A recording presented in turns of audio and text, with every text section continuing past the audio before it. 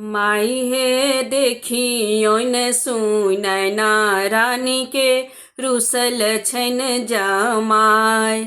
माई हे देखी ओन सुनैना रानी के रुसल छन जमाय।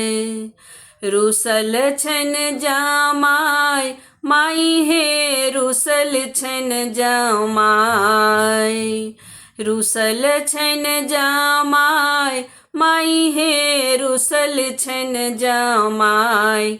माई हे देखी ओन सुनैना रानी के रुसल छन जमाय। माई हे देखी ओन सुनैना रानी के रुसल छन जमाय। सासु धुरखुर धेने ठार अंगूठी देबैल तैयार। सासु धुरखुर धेने ठार अंगूठी देबैल तैयार। माई हे देखी ओन सुनैना रानी के रुसल छन जमाय। माई हे देखी ओन सुनैना रानी के रुसल छन जमाय। सरहोजी खिड़की धेने ठार घरी देबैल तैयार। सरहोजी खिड़की धेने ठार घरी देबैल तैयार। माई हे देखी ओन सुनैना रानी के रुसल छन जमाय।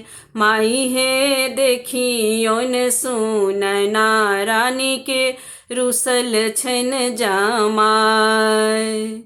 साढ़ घर धेने ठार गारी देबैल तैयार। साढ़ घर धेने ठार गारी देबैल तैयार।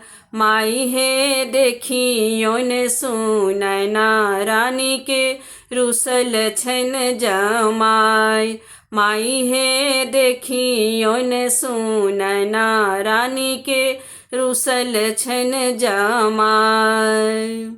साली कोबर धेने ठार कनिया देबैल तैयार। साली कोबर धेने ठार कनिया देबैल तैयार।